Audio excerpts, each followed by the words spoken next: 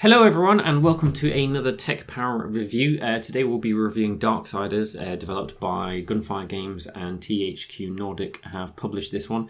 Gunfire haven't quite thrown the baby out of the bathwater, but they have come a little bit close with this particular game. Darksiders has had 3 games and each time they've sort of changed the game recipe every time to the point where they've fixed some things, introduced new things, and sort of changed a lot. Not necessarily for good or bad, but just as sort of like a test, I guess, to see what mixture of things works. And this has happened again. Darksiders 3 is now a gamble. For those that have heard the British phrase "Marmite, you either love it or you hate it," that's probably what Darksiders fans can expect from this game. It's not the arcade-style brawler that was the first one, and it's not quite the open-world game that was the second one. Instead, they've created what I can only describe as sort of a purebred brawler focused intensely on combat, with a sort of a hybrid mix between the open world and linear gameplay. So it's sort of a mixture of the first 2 games, but the combat is, for want of a better phrase, it's a bit like Dark Souls. Personally, I like it, but I couldn't possibly speak as to whether what it has resulted is a good thing or a bad thing, simply because I like the direction that they took the game, but I feel like what they've created is very much a subjective game. Items are no longer a massive supply, there's no longer sort of a complex item system or any random stuff or even any weapons for you to buy and different movesets to employ. And consumables are quite limited in scope. There's only sort of like 3 or 4 consumables. Puzzles are now solved with the different weapons that you can equip, which you sort of unlock throughout the game. So instead of having random sort of items that don't really achieve anything aside from being useful in puzzles, you now use the weapons that you can switch in between, even during combat. So I personally like this sort of streamlined take of the itemization system. And they've just sort of converted it into these hollows. So you've got your main whip, which is your main weapon, and then you have sort of 4 other weapons, plus a thrown weapon. So your 4 other weapons include these 4 hollows, which you unlock throughout the game, which are sort of like fire and lightning, etc., etc., etc. And they're used to solve puzzles, and you also get a thrown weapon. So about a third of the way through the game, I would say.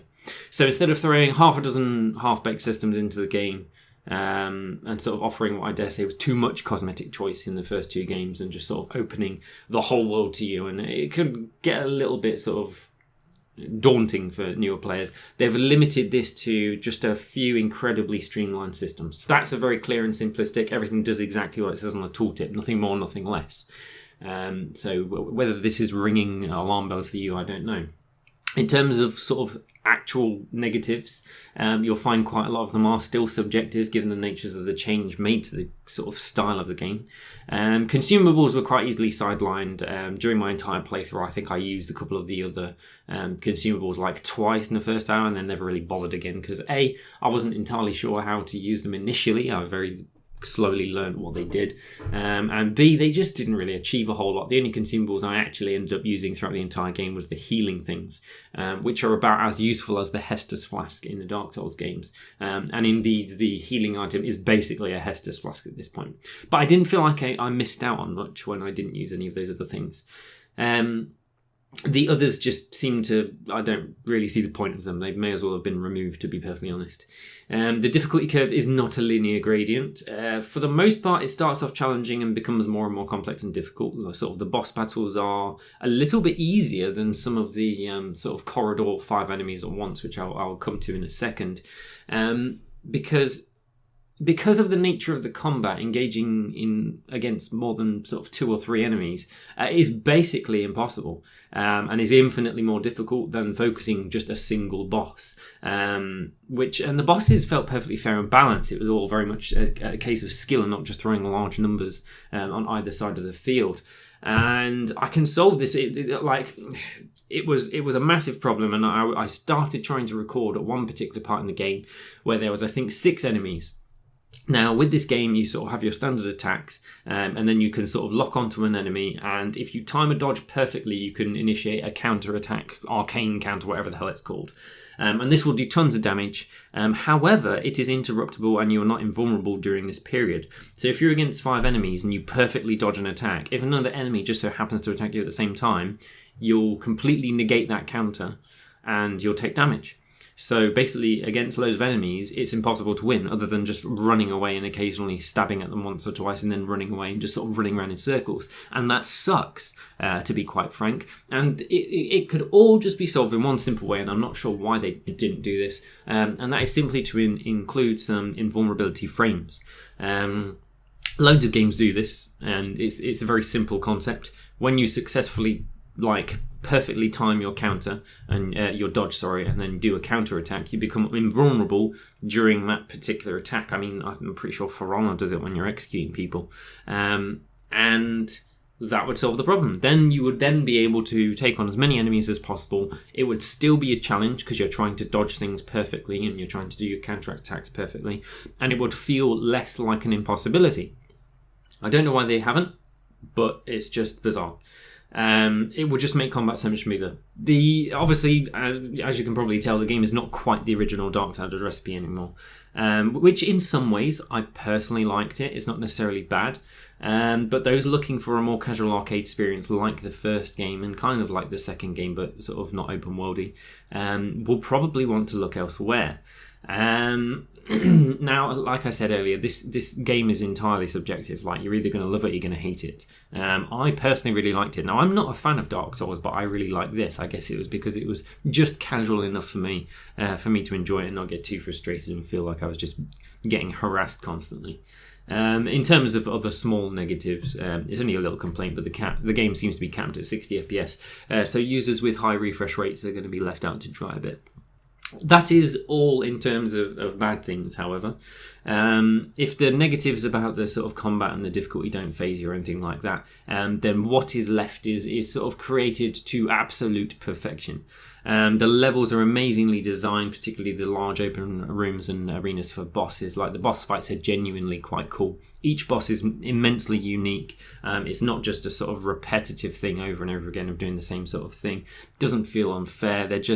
It's just really damn well made. There's plenty of room for exploration, but not so much that you feel overwhelmed.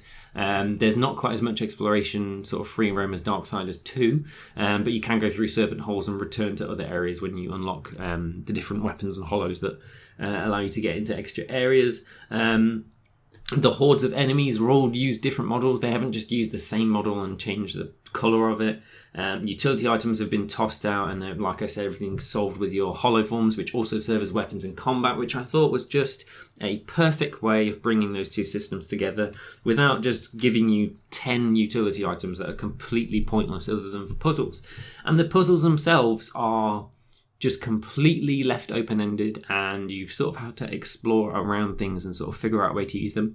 And not once did I come across a puzzle that took too long to solve. Some of them were quite challenging, but sort of if you just sit there for 2 minutes, eventually you could sort of find your way around things. And that felt like just a perfect balance between the puzzles and stuff like that. And the whole game didn't feel like it was painting by the numbers like a sort of typical Ubisoft title. The combat is really, really tight. If you're not going against multiple enemies, the dodging, movement, attacks, the combos, everything is perfect. The fact that you can attack with one weapon, switch into a different hollow form, and then use another weapon and do this over and over again, everything feels very, very good. And all of the weapons have sort of better damage types versus different kinds of enemies. The leveling up system is quite simplistic. You only have 3 things to put attribute points, but you can use the main game's currency, souls, to level them up, which is really nice. It's simplistic in some ways, but I would dare say not too simplistic. They haven't streamlined everything into sort of oblivion. Personally, I feel like they're focused on the correct things, and they've thrown out the things that were just fluff. Basically, but again, those people that preferred the fluff in the first 2 games might completely disagree. The dodge and the counter attack system is amazing. You can genuinely feel happy about the outcome of a battle, provided it hasn't gone too for the top, I guess, in terms of enemy quantity. And the storyline is a perfect balance. Honestly, Darksiders 3 has this excellent balance between storyline and gameplay. It links everything together in a nice, subtle and interesting way, and it doesn't feel overbearing or really badly written or anything like that. It is very well made. So overall, for me personally, it's a brilliant game. I really enjoyed myself with it. I thought they took out what they didn't need, added a lot of depth into the combat, and really made it quite a tight title. It just seems like they've pushed it beyond a 7 out of 10 title, but unfortunately they've sort of put themselves into a gambling position at the same time.